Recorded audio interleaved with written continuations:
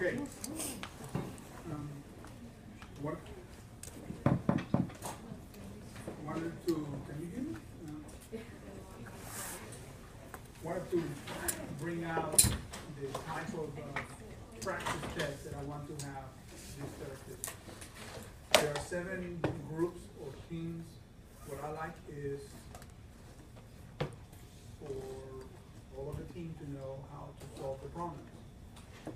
And what I'm going to be asking is, I'm going to, the team people select, no, I don't like going to the blackboard, so you go, all right? So you let me know who's, you don't have to let me know now, but you let me know who's going to do the presentation. And what I'm looking forward is to, not quite a step-by-step derivation of the solution, but here's the problem. The first thing that we did was this. Then we take the derivative of this with respect to that, and set that crap equal to 0. I'm not looking forward to, and then you divide it by 2, and notice that you can move this term to the other side of the equality sign, and look, now there is the solution. And it's not that level of detail, but enough detail that one can see what went on. All right, so that's for Thursday. And then there are, right now, 3 main items that I want to cover. There are what I'm going to do today, which is international policy coordination. Then there's going to be, and that brings to the sequence that I had in mind. One of the main limitations of what we have been doing, one of the main assumptions of what we have been doing is that we have been assuming rational expectations. And though they are very commonly used, they're not without limitations. And so I want to go over what those limitations are and to highlight what are the alternatives. The alternatives have a fair amount of persuasive power. I mean, you see them and you say, oh, why have we been doing the other stuff? That persuasion evaporates the moment you try to implement it, because what you gain in intuition, you lose by having to make this assumption, that assumption. And so, from our standpoint, there are 2 things that I want.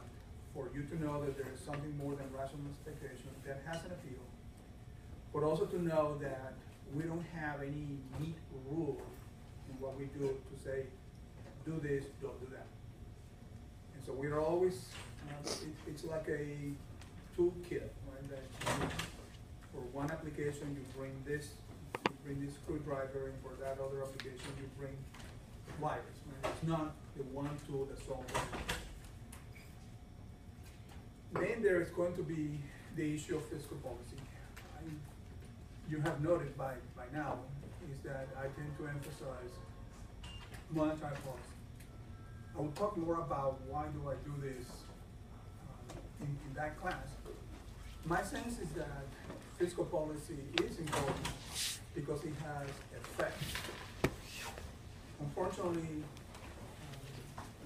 the guys in charge of fiscal policy are not after the well-being of the economy, they're after being re-elected. And so their motivations and their decisions are fundamentally different than the ones for monetary policy. And in the United States, the process of fiscal policy has been so slow, so cumbersome, so faith-oriented that it is the idea that we're going to sit here and I'm going to show you, oh, let's find out what the optimal fiscal policy, and then you're going to say, for 500 and some people.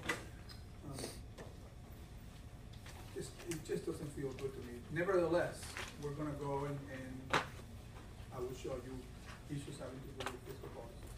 All right, with that introduction, what I'd like to do is to address one of the questions that was left unanswered from last time, and then we go to international policy coordination. The question is this. Let me just start. Okay, so this is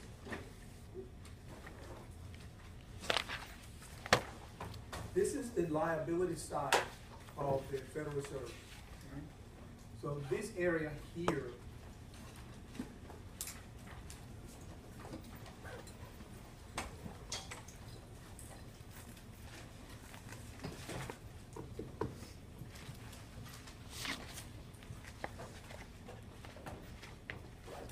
this area here is the amount of currency circulation in the United States.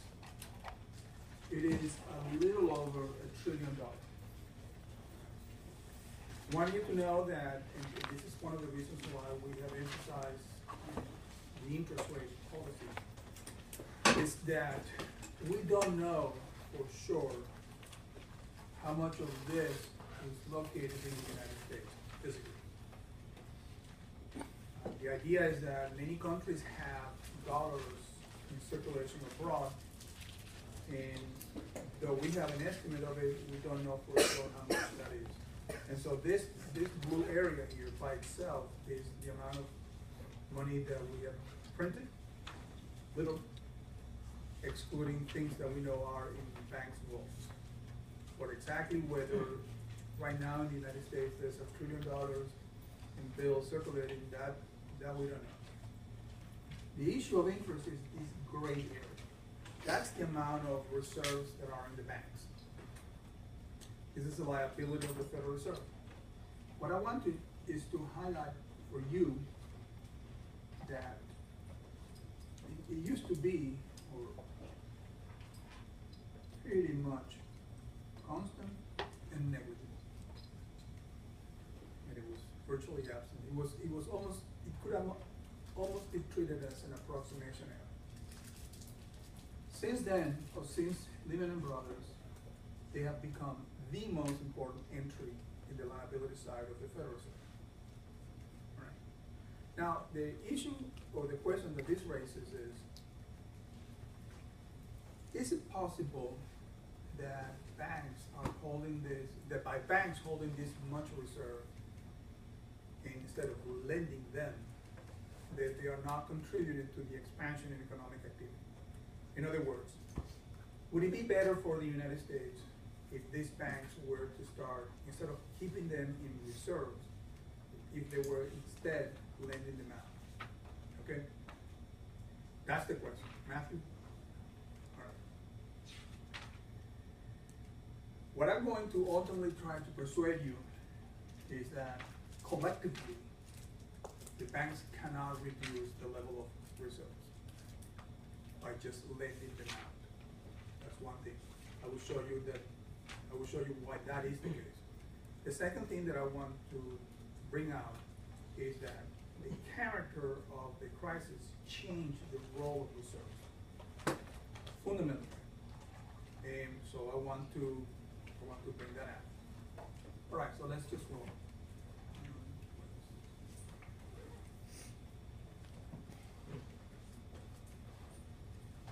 I forgot how to do this.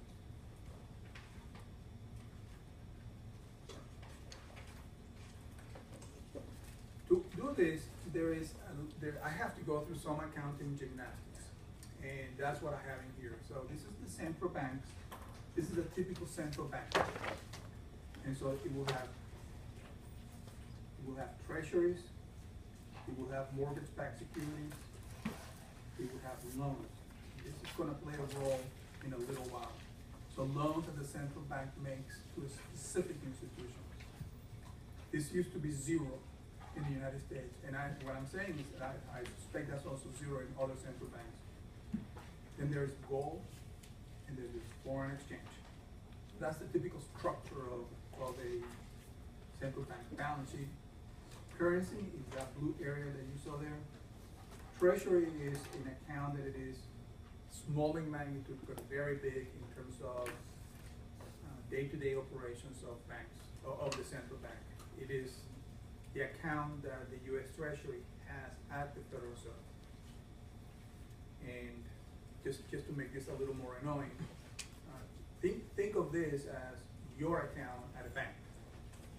And then you may have overdraft privileges. That is, you can write checks for more than your balance. Treasury does not have that right. And so, if Treasury writes more checks than the money that it has in treasury in its account, then there is something bad is about to happen. So those checks will not be honored. So it is bad news all the way around. I spent the mornings of just about a year dealing with this. Correct.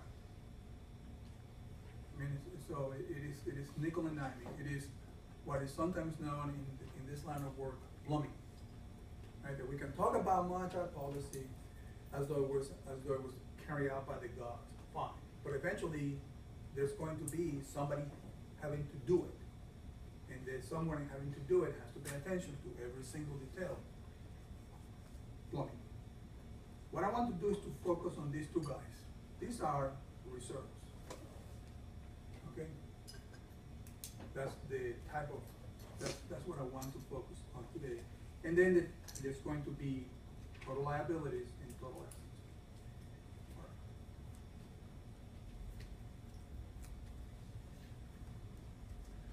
What I want now is to illustrate how the payment systems work and the role that the payment system has on the reserve. So what I want you to imagine is that an individual I1 goes and buys stuff, so gets goods, and then I want to call that $100. So you go and buy a piece, you go to the supermarket and you write a check, and then the I2 here is the supermarket. So supermarket gives you stuff, and now the supermarket has a check from you. Fine. So what is the supermarket going to do? The supermarket is going to take your check and deposit in the supermarket's bank account that I want to call. I want to assume that the bank account for the supermarket is bank 2. And what would the bank do to the supermarket? It will credit the supermarket's account with the $100. Right? Not unlike if I give you a check, you take the check, you take it to your bank, you deposit the check, your account increases by the value of the check. Now the bank has my check, or in this case, the individual's one. What is that bank going to do? That bank is going to deposit that check at the Federal Reserve, or in this case, more generally, in the central bank. And so that bank goes and deposits the check in its account at the Federal Reserve. Then, what will then happen is that the Federal Reserve or the central bank will credit that bank's account. Okay, so if the supermarket has an account at Citibank, now Citibank has the check from individual I1, shows up at the Fed, and then deposits that check at the Fed. The Fed says, done, your account increases by that amount. Okay? And what would the Fed now do with this check? The Fed will then show to the bank of individual I1 the check, and it will debit that account by the amount of the check. So how would it look? So from the standpoint of the Fed, none of the assets change. So all of those guys are 0. The bank of individual 1 has a debit of 100, and the bank of individual 2 has a credit for 100. And so overall reserves did not change. What changed was the composition of them. What changed was a decrease in the bank 1 and a decrease in bank 1 and an increase in bank 2. Okay? That's how the payment system works. This is not unique to the United States. Now, the way I'm describing this, it is really almost parochial. It's almost like there's a guy at the Federal Reserve that is coming back from the coffee break, and suddenly there's the check from bank 2, and then now needs to put that into the. None of it, okay? Most of this stuff is done electronically. Most of this stuff is done overnight. And in the United States, the amount of check clearing is pretty huge. So these guys, the plumbers, got this thing down. They have this thing nailed. Right? Okay. So let's keep with the gymnastics here. So what we did is that, so far, there hasn't been any change in banks' credit policies. The only thing that happened is that I wanted to buy something and I paid with a check. And in the end, what the end result was a decline in one bank's reserves and an increase in another. The overall level of reserves remained unchanged. All right, what I want to do now is to imagine that Bank One is going to make a loan to somebody called I3. Right? So how does that work? The way it works is that when you get, well, I think we have been borrowers, so the way it works is that the bank credits your account by the amount of the loan. So on the side of the bank, on the liability side, the bank now has a liability to you. And on the asset side, the bank has a piece of paper that is otherwise known as IOU. It has a piece of paper that says that you will commit to pay monthly payments, including amortization and interest. That's what the bank has. It has a piece of paper. All right. Then the question is, how does this work in the payment system? Well, the next thing is, well, how does this individual going to operate? So this guy will go and buy goods, and he will pay with a check. And he's buying goods from the person known as I2. Right? Now, this I2 guy is going to take the check and deposit it in I2's bank, which is in here. Right? And so Bank 2 is going to credit I2's account, and it's now going to have a check. And from here on out, it's pretty much the same drill. Bank 2 presents the check to the Fed, and so as a result of that, the Fed raises or credits the account of Bank 2 at the Fed, and when the Fed presents the check to Bank 1, it debits the reserves of Bank 1. So how would it look? So Bank 1 has a decline in deposits of 100, and it has a decline in reserves at the Federal Reserve of 100. How does it work? How does it work at the Fed? At the Fed, absolutely nothing happened to the overall level of reserves. Overall, there are less reserves for Bank 1 and more reserves for Bank 2. But other than that, there is no overall change. Okay. Before we get to the magical part of this, let me just bring you to here.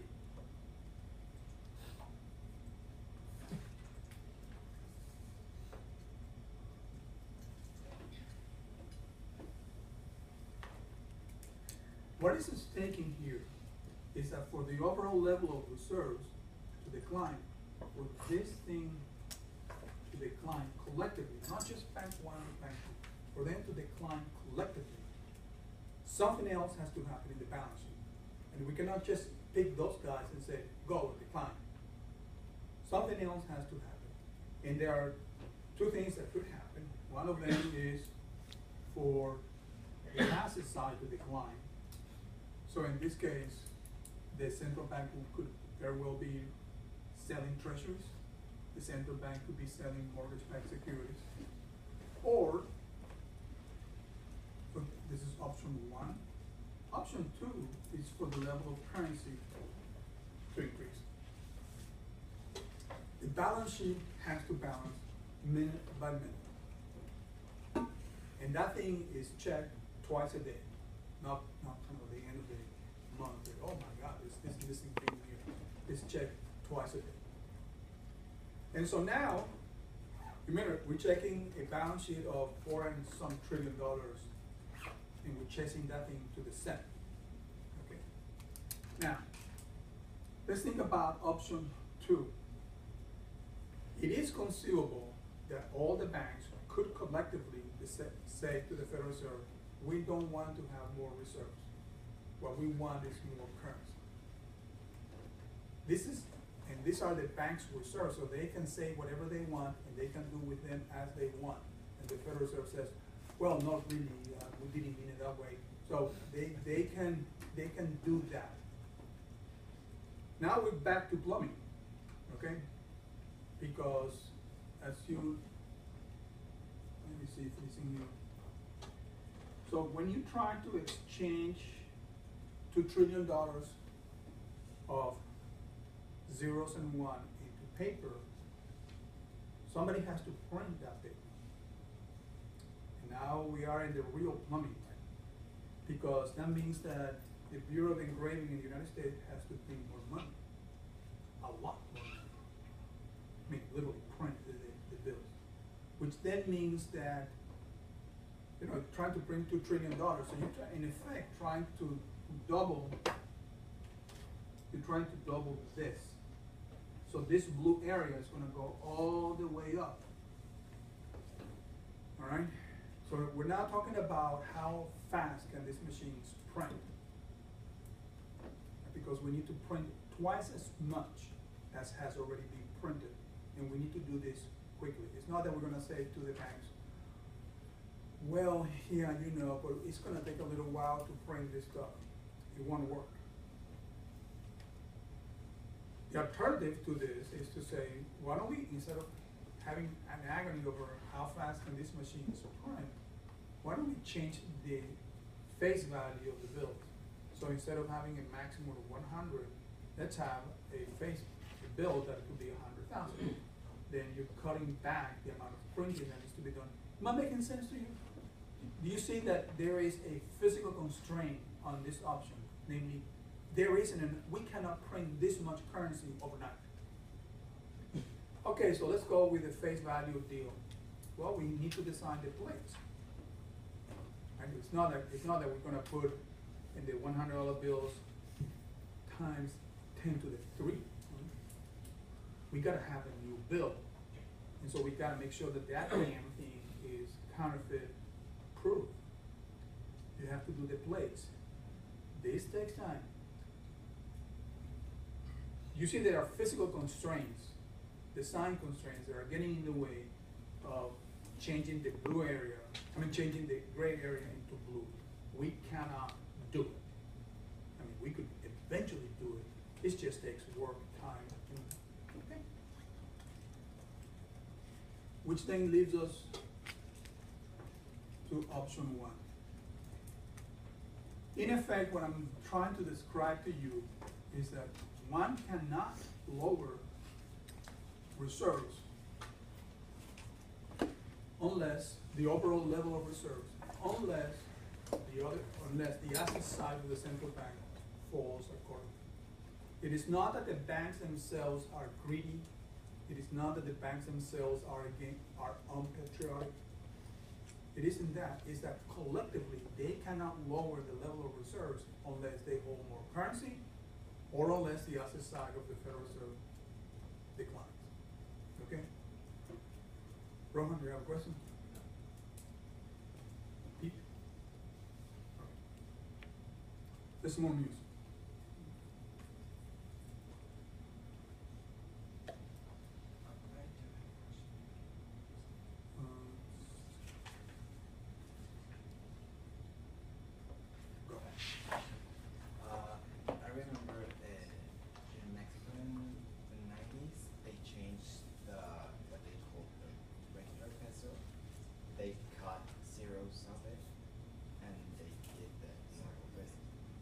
So I'm wondering if, in the example you gave, it was to get bigger, like the currency, like move forward.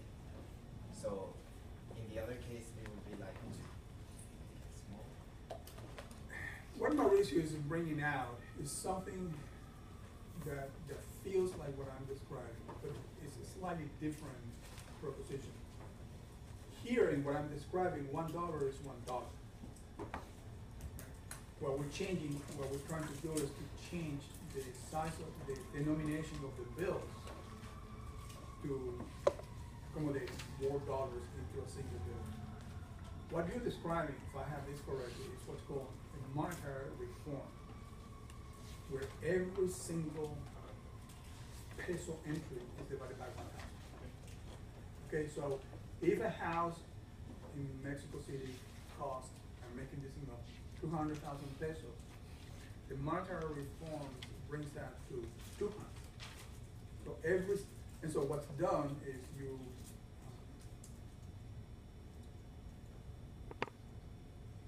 well, you have to print new bills. And so there's gonna be new bills that instead of saying 1,000, now say 1.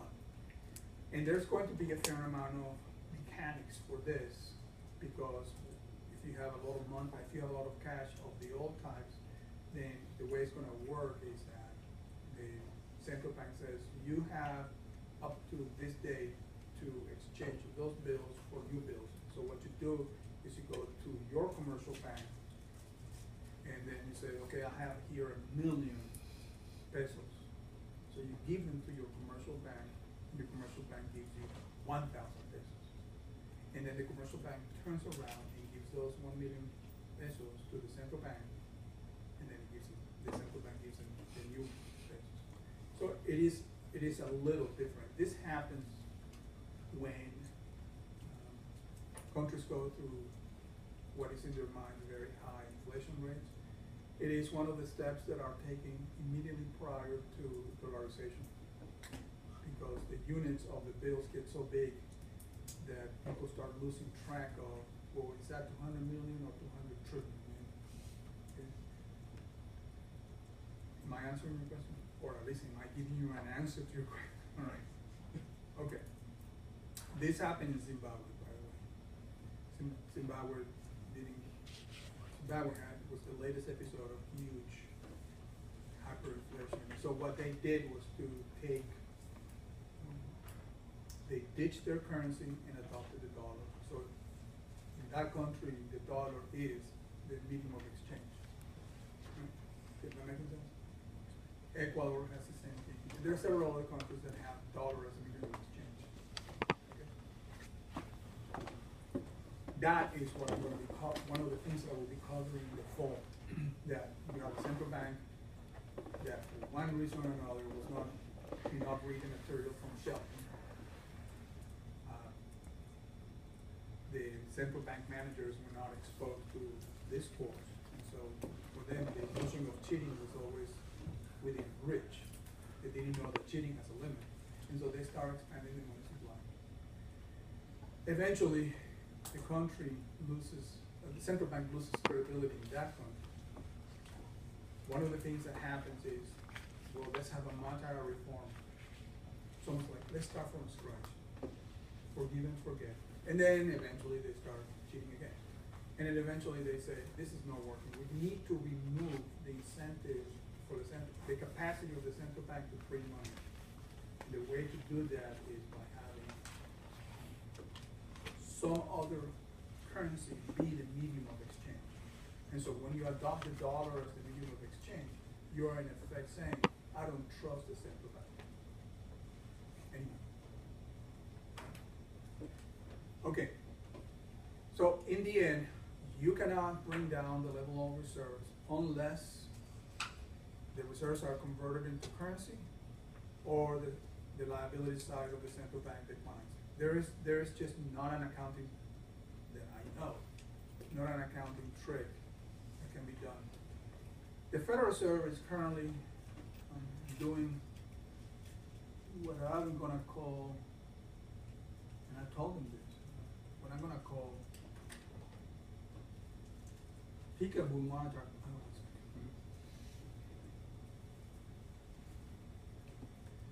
Peekaboo monetary policy.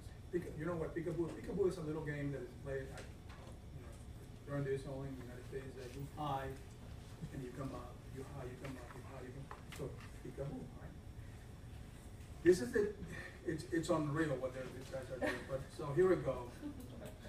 Let me describe it to you, and then you tell me if it is not peekaboo. So they have here something called term deposit facilities. Okay? And so the way these term deposit facilities are supposed to work is that reserves go down and term deposit facilities go up. Now, think of term deposit facilities as certificate deposits. So you can go and you as an individual can change the composition of your bank account away from on-site to certificate deposit. And so when the banks undertake these term deposit facilities, they essentially are buying a certificate deposit. It pays a little higher interest rate. So why do I call it peekaboo? Because this term deposit, the word term means that it is not going to be, that it's going to last a particular amount of time. Okay? And so, say 28 days. And so what then happens is when the 28 days comes in, the Federal Reserve returns the deposits to the banks, and so reserves increase. And then you do this again. And then this is done, undone again. So you see why this looks like peekaboo to me, right? Down, up, down, up. It's a trick, it's an accounting trick to make sure that reserves are not as high as they would otherwise be. We just label them different. Instead of calling it reserves, it's now reserves plus term deposit facilities. In the end, it's the exact same thing as reserves. All right. Jason, does this answer your question from last time?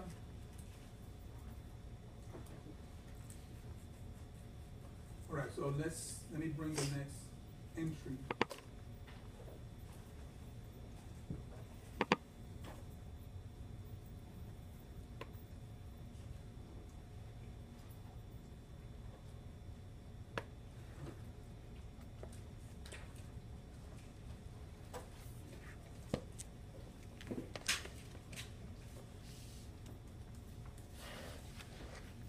Okay.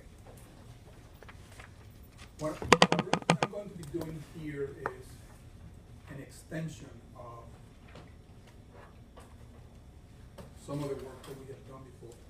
Prior to this, we had a central bank engaged solely in unemployment and inflation. And the central bank determined that monetary policy all by itself and view itself as being in a remote island, without internet, without anything. It's just us, money, and the capacity to cheat. That's it. The guys in my line of work don't view it that way. And guys in international economics have a different take. They say that monetary policy developments in Europe affect the United States. Monetary policy developments in the United States affect Europe. Monetary policy developments in China affect everybody. And so the question is, well, to the extent that there are two things that are going to happen. To the extent that the developments in monetary policy in one country are affecting other countries, to what extent can we then assume that a country can carry out monetary policy independently of what's going on in the rest of the world? The answer is one can't. Right now, the United States, Europe, and Japan, what China does matters. It matters for their domestic economy, it matters for monetary policy. And so the idea that a central bank, either the Federal Reserve, the Bank of Japan, or the ECB, could somehow convince themselves that they can go and find their indifference curve, get themselves a Phillips curve, stack the two together, and go ahead, here's our monetary policy. It's a little naive, because changes in other countries' policies will affect economic activity in our country. Recognizing this then raises the question of, well, if it is true, and let's say it is true, that monetary policy developments in one country affect others, and vice versa, would it then be a good idea for monetary authorities in the two countries to coordinate what they're doing? So that's what we're going to be doing in here. Not so much coordinate what they're doing, try to optimize their policies. And let's assume that we can answer the question that yes, it is at least conceptually feasible to do that. The next question is, will they be better off by coordinating than by not coordinating? And so you see the transition. The transition is from we don't give a damn about the rest of the world to we give a damn about the rest of the world, to let's talk to each other, to let's cooperate, and then cross our fingers so that we are better off by doing that. Now, the type of coordination policies that you will see here are a little, they're not the sort of thing that banks, central banks do. It's the sort of thing that central banks think about it, and they take this into account and proceed. But it is not that they're going to go and nail some indifference curve and say, look, that's my indifference curve, where's yours? Let's bring it into the board and let's talk about it. They don't, that's not the way it's done, okay? Okay. Let me just put a couple of other long-winded introduction to this. The latest episode of monetary policy coordination arose during the financial crisis. It was not in the form that we will see here. It was in the form of what became known as foreign exchange swaps or currency swaps. If you want it, at the end of the course, I can give you a little presentation on this. But the way it works is this. Many of the liabilities of European banks were denominated in US dollars. So it's not that the banks there had liabilities in euros. It's that they were denominated in US dollars. Exhibit A. Exhibit B is that the entire financial market was unwilling to lend to anyone. And so the question was then, how are these European commercial banks going to be able to service or to meet their liabilities in dollars? The ECB cannot issue dollars. Okay? They just can't. The same way that we cannot issue euros. And so the arrangement that took place was between the Federal Reserve and the European Central Bank for a swap of currencies. So the Federal Reserve gave dollars to the ECB, and the ECB gave euros to the Fed, and then the Fed, and then the ECB was able to lend those dollars to the European bank so that they could service their debt. Did that make sense? So US gives dollars to ECB, in exchange gets euros.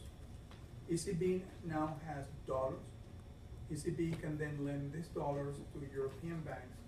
Banks can use these loans to pay their liabilities. And so what is changing is to whom do these banks owe? It used to be to the private sector in dollars, now they owe to the ECB.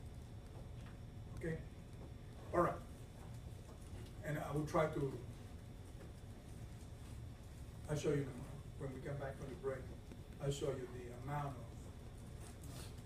currency swaps that took place. All right. So what we're going to do here is to view international policy coordination as a game. What we're going to do is to say that each bank, each country has an incentive to play the other central banks and vice versa. And so there's going to be what we call sometimes a Nash equilibrium, and then we're going to then examine how departures from that Nash equilibrium take place. Now, let me start with the policy concerns. This is just a list of policy concerns that the central banks could have.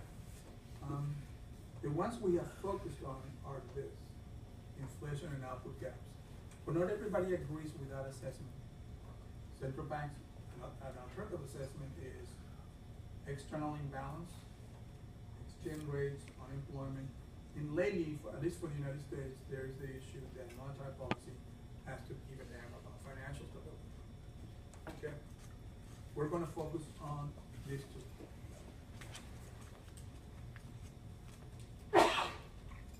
Sorry. Okay.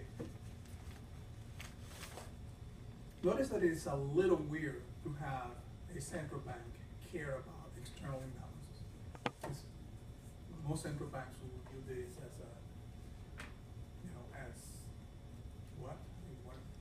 what next? We're going to be in charge of the color of the walls too. And so that's not the sort of thing that they're normally tasked to do.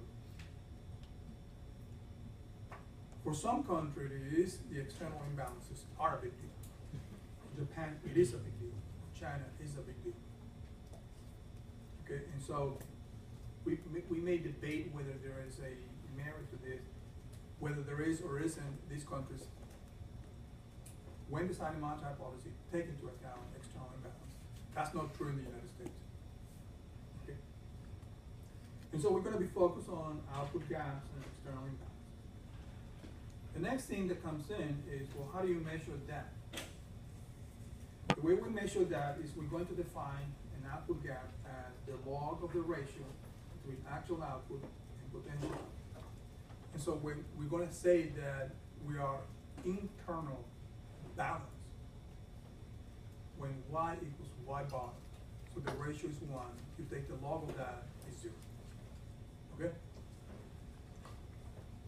The other is the external imbalance. What we do is we measure the current account as a share of GDP. And so we say that we are in external balance when X equals 0.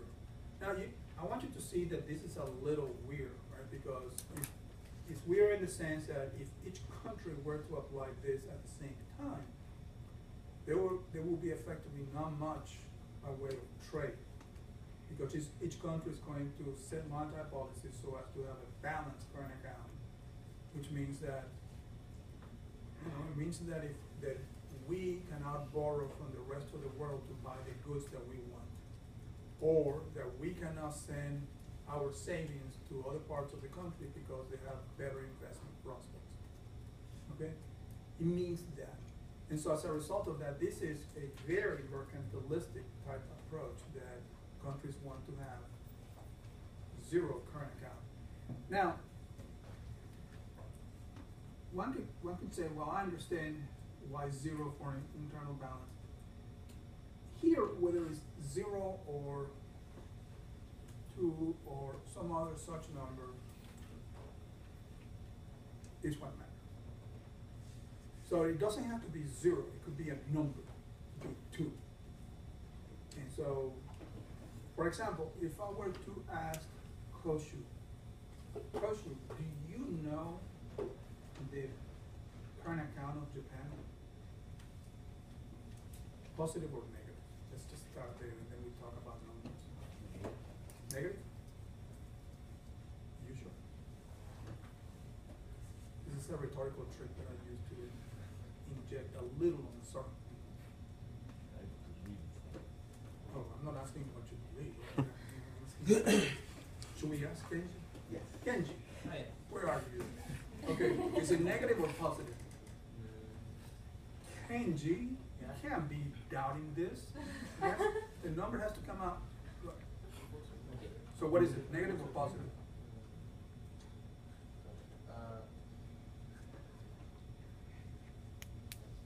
We don't know. We don't know? Oh my lord. Sergeant? I'm not sure of the trade gap. If import is greater than, it's obviously negative. If, they import more than they export, but I'm not really sure which one's greater for Japan. But possibly, there is a trade gap, so it's probably negative. Japan's pretty not so Positive? Now, let me just, to be sure that you get a hint of what I'm driving with this idiotic question. One, you're getting a master's in international economics. Two, Japan is a big and important country. Three, you need to know a lot more about Japan than you're showing me here now. So the conversation cannot be, well, I'm not sure. Right? So Japan has a negative current account. And the reason why this is novel and important is because Japan for years had a positive current account. And it is the argument of some that the finance minister of Japan is pushing policies to depreciate the yen, to appreciate the yen. To do what? See, now I'm like you. I don't know what I'm talking about. To do what? To weaken the yen, and that has induced a depreciation, a decline in the current account. Okay, we need to know these things. You're gonna be in a world where these things are the medium of exchange. That's the currency. We need to know this fact. Coach, you need to write this crap down. Just write something down so that I believe, yeah, I hate this course and I hate this structure even more. So it's just a waste of time. Okay. So what matters in here is not so much that it is zero, but that it is a number and that it is a fixed number. All right. Oh, while I'm at it, what kind of objection would you bring to this type of measurement? Jeff, if you have to say, oh, I don't know, that measure has some problems, what would those problems be? What could you object?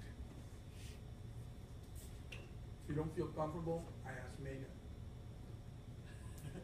Megan doesn't feel good about the whole 10.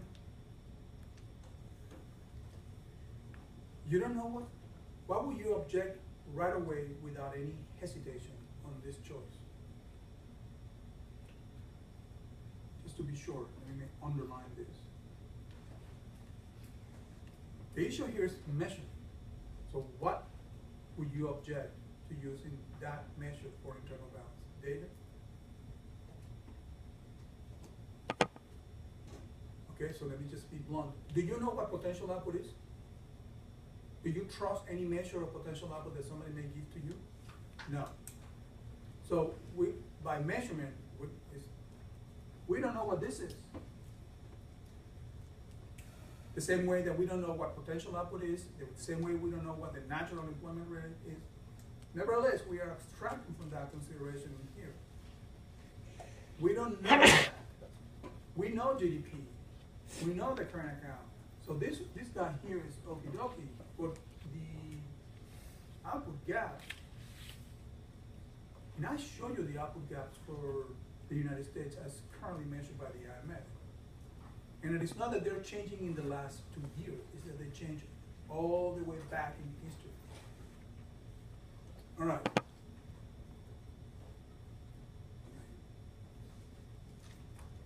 So we're gonna have that.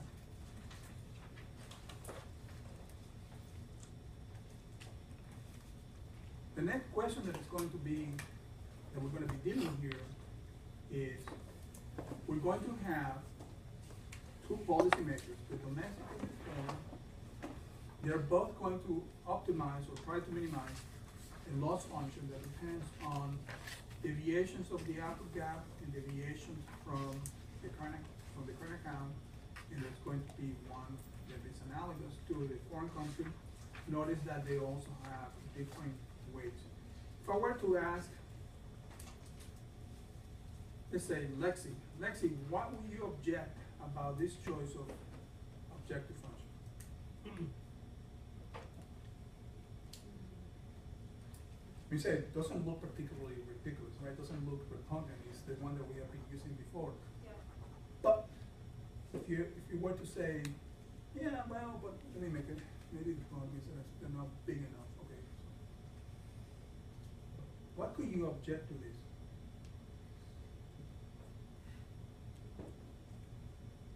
I mean, I'm just thinking back to what you were just saying.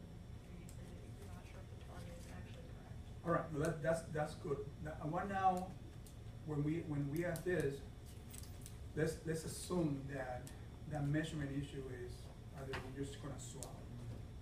Right? What would be particularly bothersome about these little squares?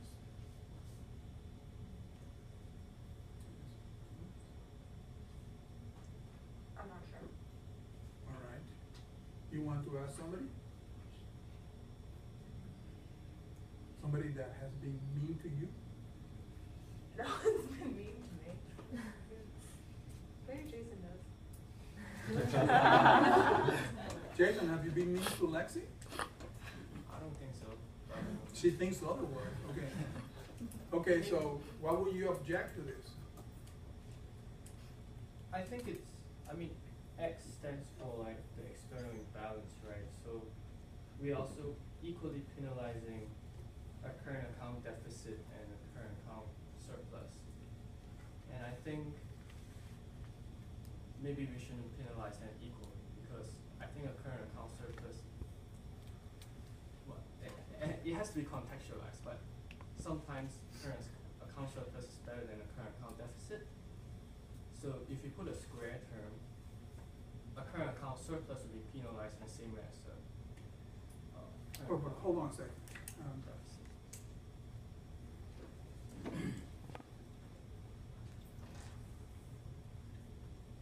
But we are not penalizing them the same way, right? There's the W, I mean the omega is, I'm sorry. This omega is there, so we're not saying that they are penalized the same way. No, I mean the X term itself. Oh, so we're penalizing surpluses the same way that we're penalizing deficits. We're penalizing overemployment the same way that we're penalizing unemployment. Yeah, I don't think that that concept that is used for central banking might not necessarily apply entirely here. Think you agree with that? Zach? Well, I just think in real life, different central banks may not have the same objective in terms of output gaps and external Correct. imbalances. So, symmetry, differences in objectives. How will you reconcile the symmetry? How will you avoid the symmetry criticism? Pete, what would you do? The symmetry criticism that central banks have different preferences. No, no, that That current surpluses are accounts- the same, as important as deficits. How will you deal with that?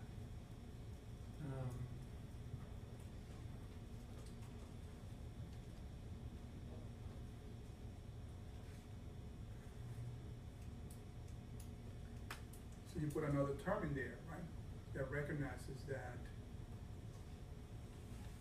surpluses ought to be treated differently than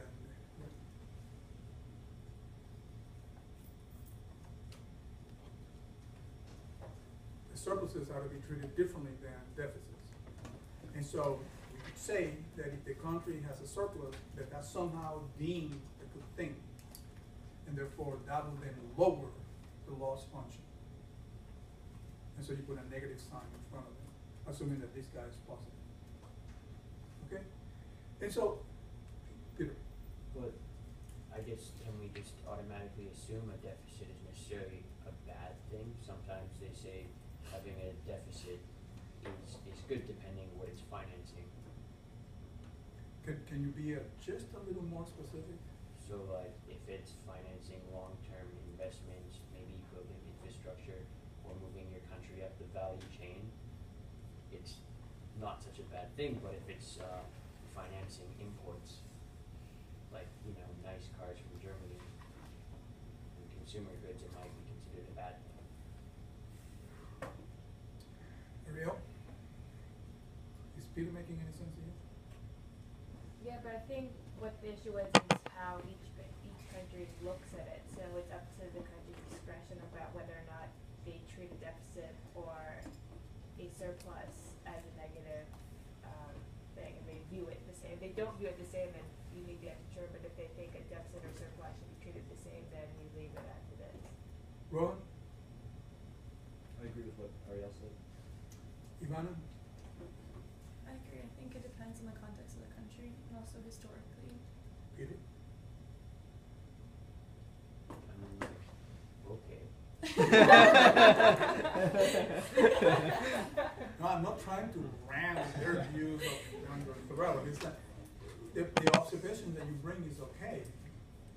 What they are suggesting is that it's okay for that particular instance, and so that there's going to be a fair amount of subjectivity Oh, sure. for this, for the Absolutely. design of it.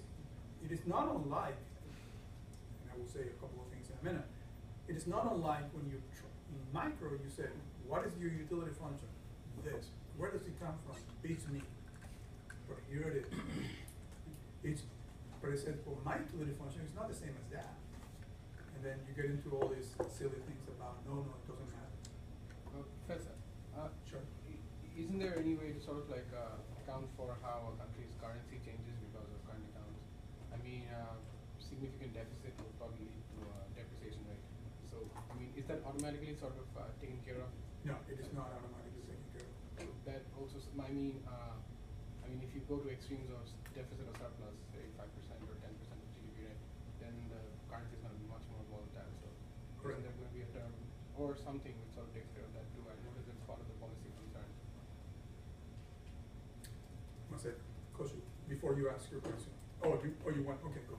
So I was thinking for as a response to Peter's as well, wouldn't that in fact like indirectly lower the deviation of sort of basically the Y term, so it does indirectly affect the loss function, wouldn't it? Correct. Now to Sharjul's question. Okay, so like if the current deficit devalued to the currency, the deviation would decrease, and therefore loss function would decrease. It doesn't like directly influence the loss function, but it will affect it through lower, yeah.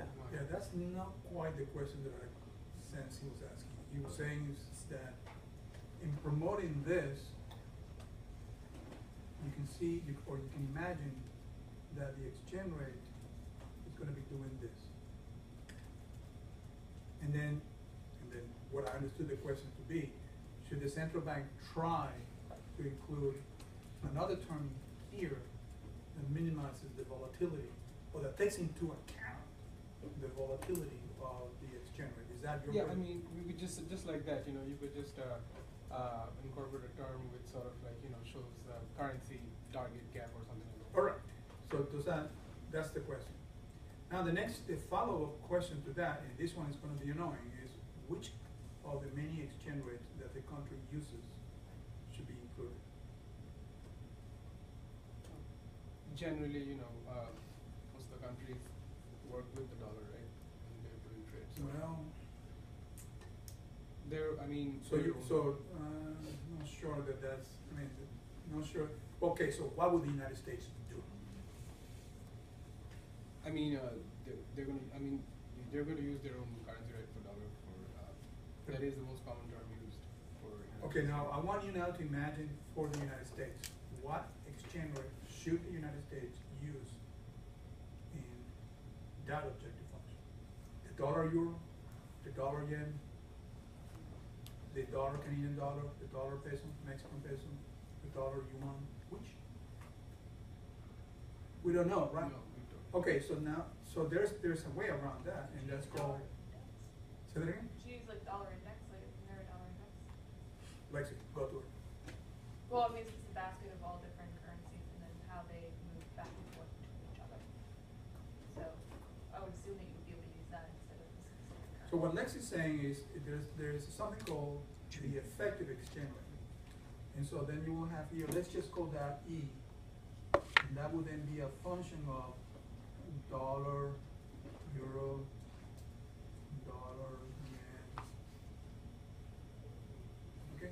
And so rather than focusing on these guys individually, Lexi is suggesting, focus on, let me call it, the average.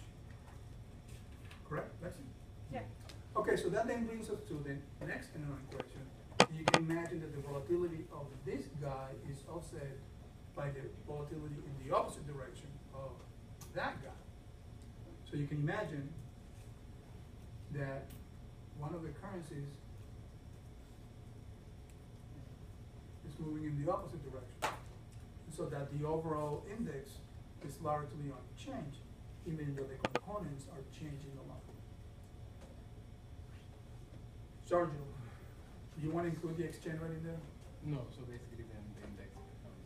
Now, if you tell me that a particular country has a trade, most of the trade is denominated in US dollars. Okay? And if you tell me that most of the financial investments that that country has are also denominated in US dollars, then I'm in. Then let's do it, okay? You may wonder at that point in time whether that country may not be better off by having a fixed exchange rate system. Because if all of what I'm doing is in dollars, and I want to minimize the volatility of the exchange rate, why don't I then have a fixed exchange rate? All right. Okay. We're not going to be dealing with that.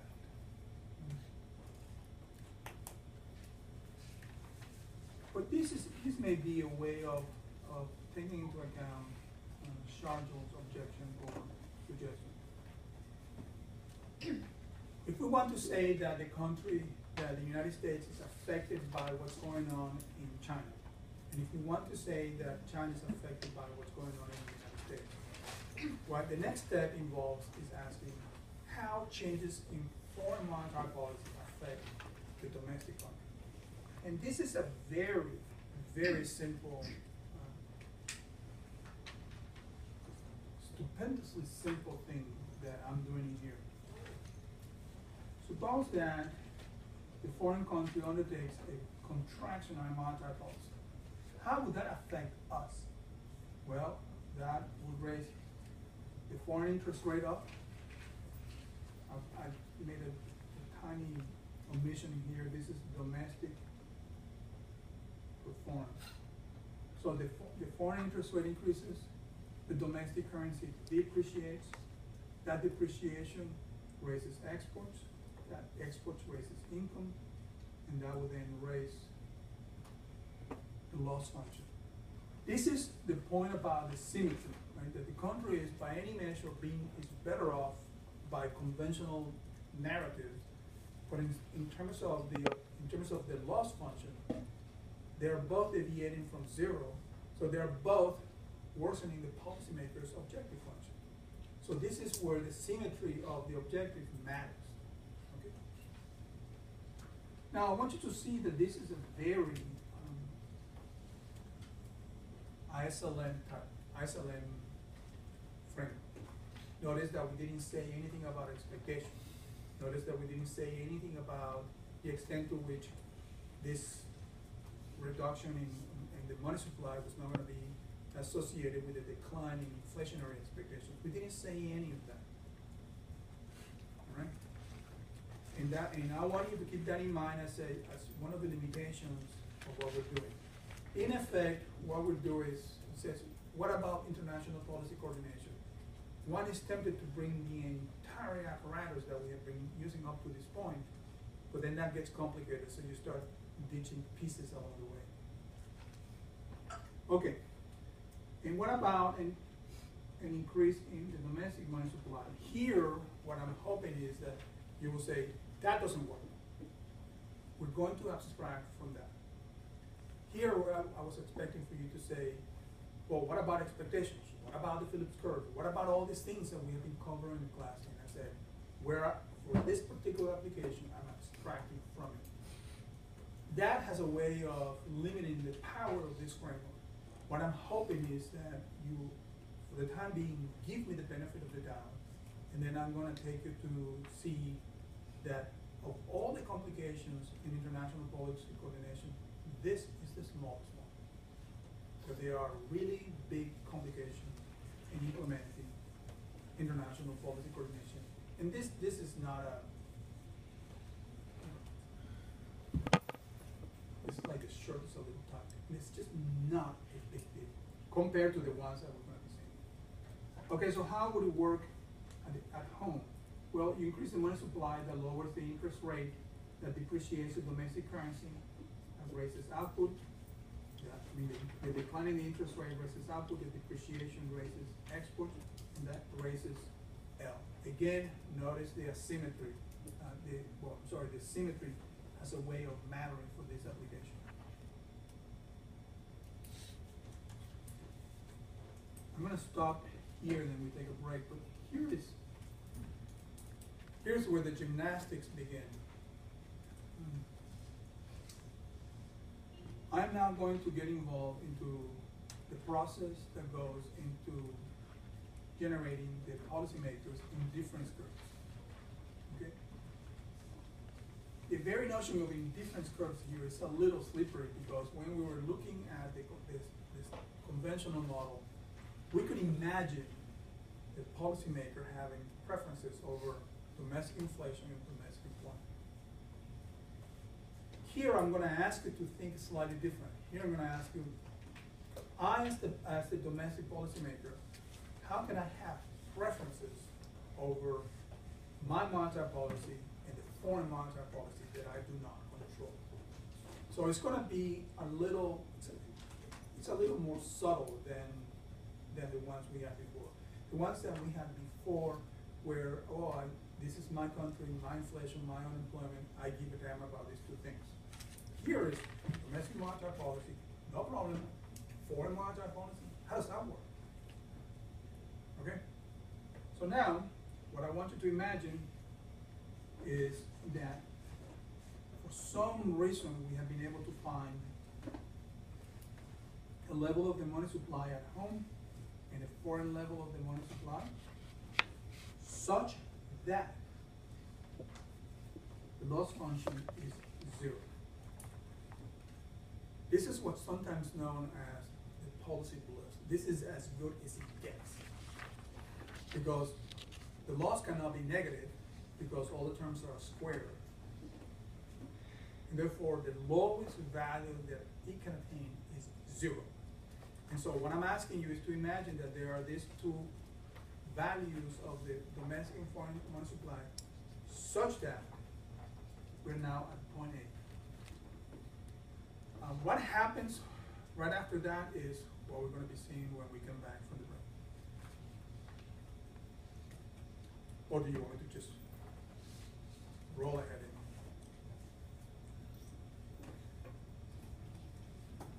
I mean, just to be sure, this is a breakdown in case the accent got in the way